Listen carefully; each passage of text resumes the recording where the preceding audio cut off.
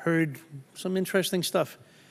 I want to be real clear. From my perspective, anything I do as a member of Congress to deal with Amtrak or any passenger facility across the country, none of it's going to get me a single vote. No one's going to vote for me by spending a lot of money on passenger rail. Yet, we all know that it's absolute necessity for this society to be successful and our economy to be successful. So that's why people like me support this. And honestly, politically, I'm much better off cutting a ribbon on a bridge or opening up a new subway stop or whatever it might be. But this is essential. And honestly, I don't usually advocate for projects outside my district or my region, but clearly the Gateway project is absolutely critical to this country, and it has to be done.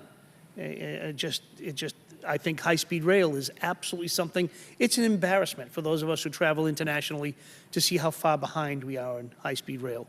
We pride ourselves on being the best and the brightest and the fastest and the first, and yet we're probably the last as far as developed countries go for high-speed rail. And it's about time that we catch up. I want to clarify one thing. Several times today, comments were made relative to ARA, the American Reinvestment and Recovery Act, if I remember what it's called. Just for the record, I want to be real clear.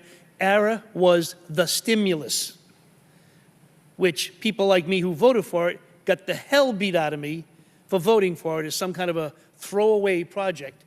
And yet today we're reaping the benefits of it. And I haven't met anybody who doesn't like what we did with it. Now, we can all argue about exactly where the money should have gone, but each and every one of you at this table are representing thousands of people that have been employed because of it.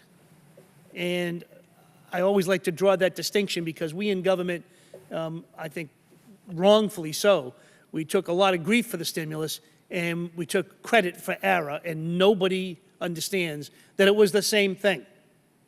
Now, we're going through that today, and the same thing with health care. People hate Obamacare, but they love that ACA. Like, it's the same thing. The stimulus was a good bill. I'm glad I voted for it. I wish we could have had more into infrastructure. That's the mistake we made, but so be it. I guess I'd like to ask, I'm going to let you off on this one, Mr. Nissenbaum, out of respect for your current position, but I want to ask the rest of the panelists.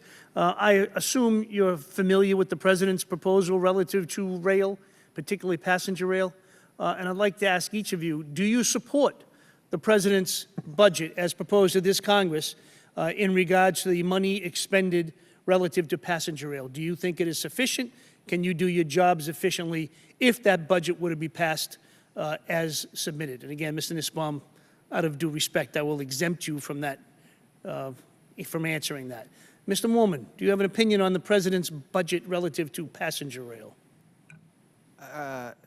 Mr. Capuano, I'll say what I said earlier. I think that the President's budget, the statement of the budget is that we should not support the long-distance network, but we should continue to support the states and the Northeast Corridor. And as I've said before, I think the long-distance network provides valuable services, but that is an argument that you can have on a philosophical basis.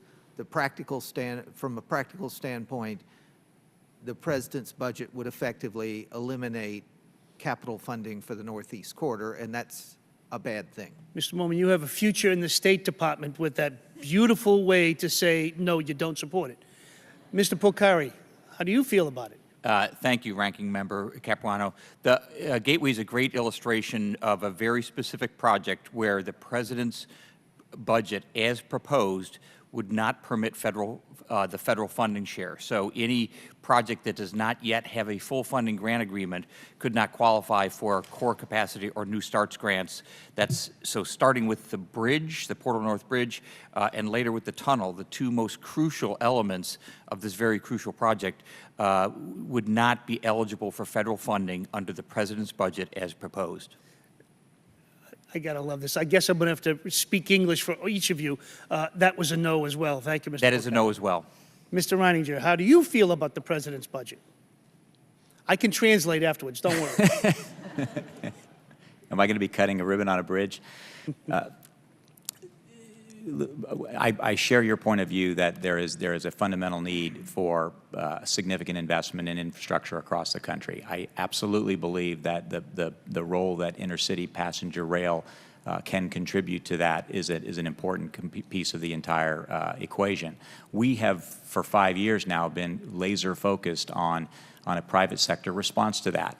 And as much of the conversation has gone on today, I felt a little bit exempted from that because we aren't seeking grants, we aren't seeking subsidies, and we really aren't part of a federal funding source resolution to the opportunities that we see for intercity passenger rail as we go forward into the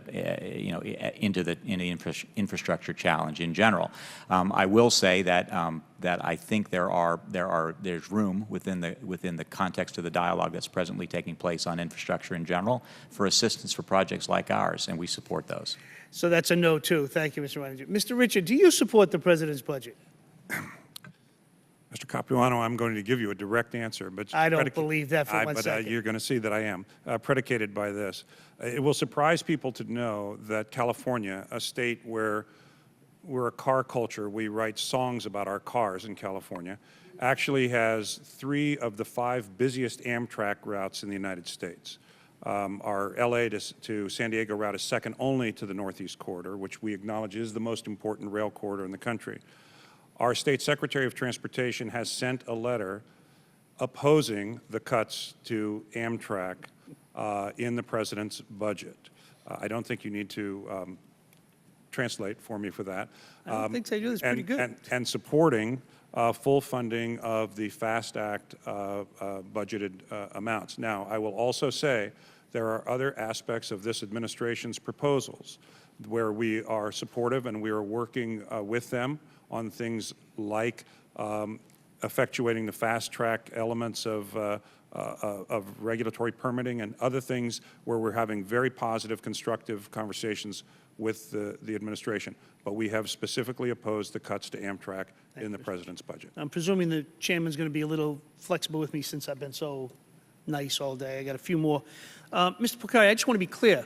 On the Gateway project, doesn't that include like a big project that Governor Christie shut down years ago? Yes, the ARC project, which wasn't exactly the same as the Gateway project, but would have provided new capacity under the Hudson River into New York, was actually under construction when it was terminated.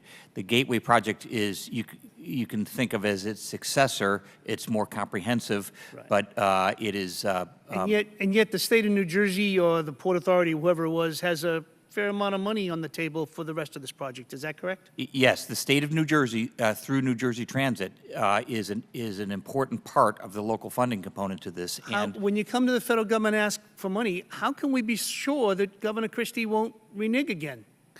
The governors in both the states of New Jersey and New York have been very strong supporters of this project. They have. When did he change his mind?